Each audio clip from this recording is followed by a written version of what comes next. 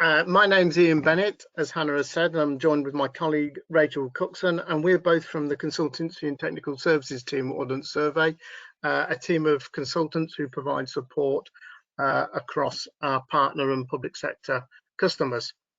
Today, we want to talk to you about COVID-19 and how location can be used in your planning and your response to the pandemic, and some of the work that we're already involved in.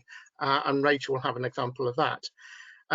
What I want to touch on as an introduction is just to what data is available and how you get access to that data and the types of analysis we've been doing.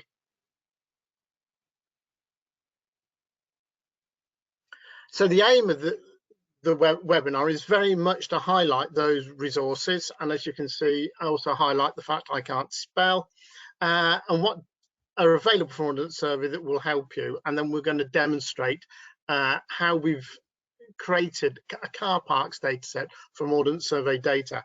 And this is one of the very examples, many examples we have. So what data is available from Ordnance Survey? This slide is all of our data. So those of you not familiar with Ordnance Survey data, we capture data at various scales, depending on whether it's in an urban or a rural area, and we create our OS master map topography layer. That's a detailed footprint of the country, and whatever you could walk into or trip over is then on our map. We also fly the country and we create an imagery layer. From that, various other data sets are created: water network, which is water center lines; highways network, which is road center lines. We also have addressing and points of interest, and various other data sets at different scales, which can be used as backdrops or an analysis, including terrain information and postcodes, centroids and polygons around those centroids. We also have data sets that give you green spaces and different types of sites, such as schools and hospitals. How do you access this data? Well, if you're already a customer of Ordnance Survey, you're part of the public sector mapping agreement, you can access via OS data orders, or you can access data through our partners. We have a network of partners such as Basemap and Esri, who are doing various things. Esri are setting up various services around how you can access Ordnance Survey premium data through their services. And we also have our mapping for emergencies. And mapping for emergencies, I have a couple of slides that describes that, is a way in which organisations can contact Ordnance Survey and ask for help during an emergency. And as well as that, we have a dedicated website. You can see the link on screen, which is full of COVID-19 resources and examples of work that we've already been doing, and also details on how the license data could be licensed. As Hannah mentioned, Rachel and I are very much technical people, and we will do a specific webinar around the specific license we have put in place to assist you in your response to COVID-19. So I want to talk a little bit about mapping for emergencies, and this is gives you access to support from Ordnance Survey, from our analysts, using our data with a dedicated number. The number is on screen. It's 03456 05 0505, and this is available 24 hours a day, 365 days a year without a charge. It is aimed at Category 1 and Category 2 responders under the Critical Facilities Act, and it's aimed for when you're involved in an emergency to help you be able to respond at the speed you need to respond to. We've got involved in many different events over the years. We're heavily involved now in COVID-19. Last year we were involved in flooding, we were involved at Whaley Bridge, and we've also been involved in things with the police. The most recent being an example where the police run a murder case and they needed maps urgently because they had a suspect they wanted to try and find, and they needed up-to-date mapping to help them identify the location of the suspect. So when should you trigger for a mapping for emergencies call? This is when you have a need for something rather than something that's nice to have that you can't get through your normal systems, or you need to do it very quickly. So a lot of you are sitting there thinking, well, this is an emergency. if you all come in now with COVID-19 requests as an MFE call, we'd be inundated with those. So please, if you have a request and you need help, come in through your normal lines. However, if you need something urgently, or you're feeling actually I need something more than what I normally get from Ordnance Survey, then please come in through a Mapping for Emergencies. The number again is on the bottom of the screen. So in a second, I'm going to hand over to Rachel, who will take you through an example of some work we've been doing, but we've been doing a lot to extract additional information and help people extract additional information from Ordnance Survey data.